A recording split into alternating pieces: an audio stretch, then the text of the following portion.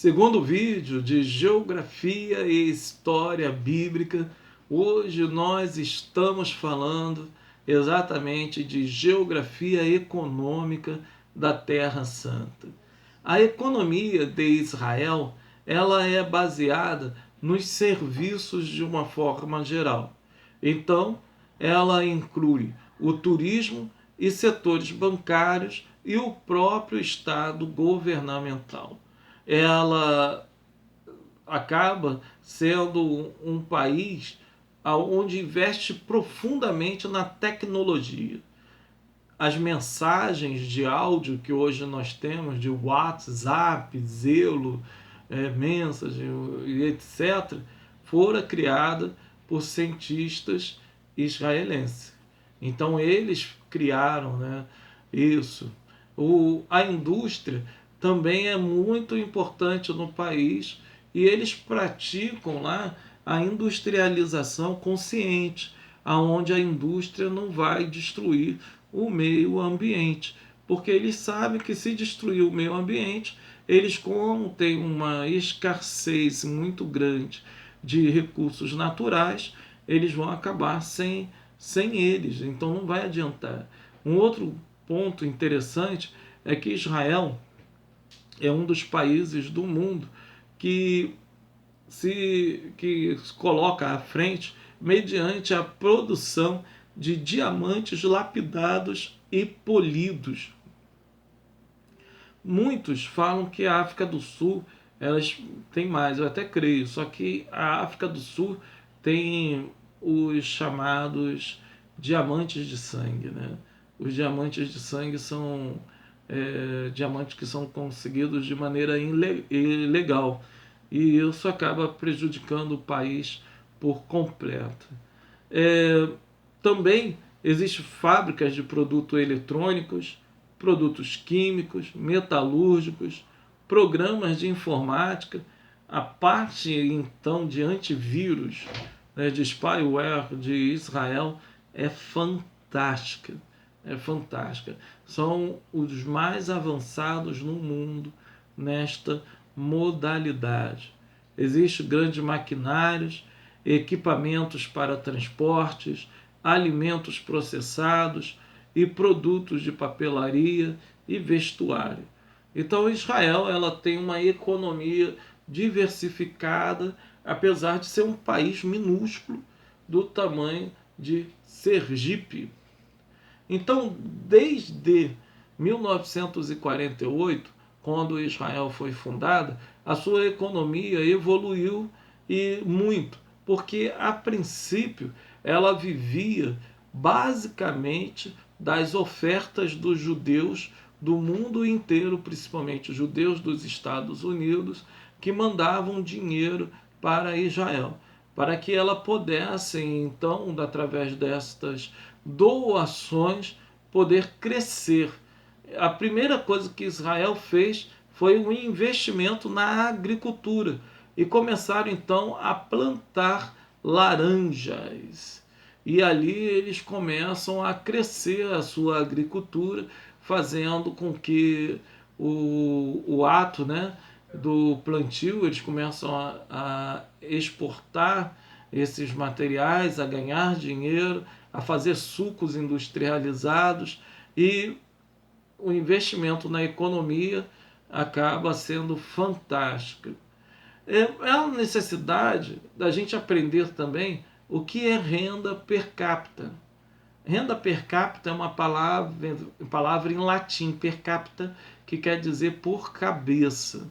Então ela vai designar o dinheiro, né, de um país por habitantes, vai fazer uma divisão daquilo que o país recebe e dá por habitante. Existem muitas maneiras de tu fazer isto, só que quando você analisa a economia de um país, você vai fazer em relação ao PIB, porque então você vai ver de maneira clara quantas daquelas pessoas produziram para o PIB. Então, se o dinheiro é alto para cada pessoa, é sinal que o país tem uma boa distribuição de renda. Se é pouco, você vai notar que o país ele não tem uma boa distribuição de renda e acaba deixando pessoas ali dentro de uma falência, dentro de com pouco poder aquisitivo, não deixa empresas que são capazes de lutar contra empresas estrangeiras que chegam sufocando, às vezes, as empresas nacionais. E ainda disso, além disso tudo, se não bastasse, ainda tem o fator corrupção e a burocracia, que acaba trazendo, ou melhor, puxando o empresário para trás, né? Não deixando com que ele saia. Em Israel, isso tudo acaba funcionando um pouco diferente. Haja vista que os indicadores da situação econômica do país lá é muito superior a muitos países do mundo, inclusive o nosso aqui no Brasil. Ele acaba trazendo um PIB, para que vocês possam ter a ideia, de 41.715 e 13 cents, perdão, e 3 centavos de dólares. Isso é o PIB de Israel de 2018. A renda per capita, perdão, a renda per capita do PIB de Israel. Ou seja, você pega o PIB, que é a produção, né, de todo do produto interno bruto, de tudo aquilo que foi produzido no país, e divide por habitantes. Divide por habitantes.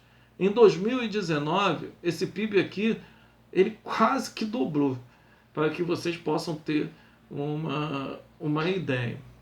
Eu peguei o nosso PIB melhor, que foi o de 2019, né, nesse período que nós tivemos aí, que devido às grandes corrupções que o Brasil teve, o PIB foi muito baixo.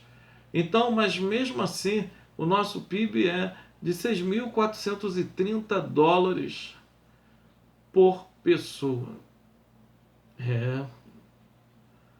Aí a gente entende por que no Brasil há tanta pessoa pobre. Em Israel, 23% da população vive abaixo da linha da pobreza. Só que a linha da pobreza em Israel é feita, né, através de outra medida. São 7 dólares para cada pessoa. A média mundial são 2 dólares. Para que vocês possam ter uma noção, vou fazer aqui um cálculo rápido, né, para vocês. O dólar, acho que está R$ 5,40 hoje. A linha da pobreza lá, sendo 7 dólares, num mês de 30 dias, vai dar R$ 1.134. R$ 1.134. Isso é considerado uma pessoa abaixo da linha da pobreza lá. E se você pegar, às vezes, uma pessoa que trabalha de carteira assinada, que ganha um salário mínimo aqui no Brasil, e fazer aqui as deduções de imposto de renda, descontando aqui a porcentagem da passagem, INSS, imposto de renda ela não vai pagar, né? Mas INSS e tal, todos os impostos, ela talvez chegue até menos do que isso aqui. O que a gente pode fazer, né? E sendo 2 dólares no mundo, né, o Brasil hoje são mais de 60% das pessoas na linha da pobreza aqui, da 60, né? Aqui, deixa eu ver, 60 vezes 5,40.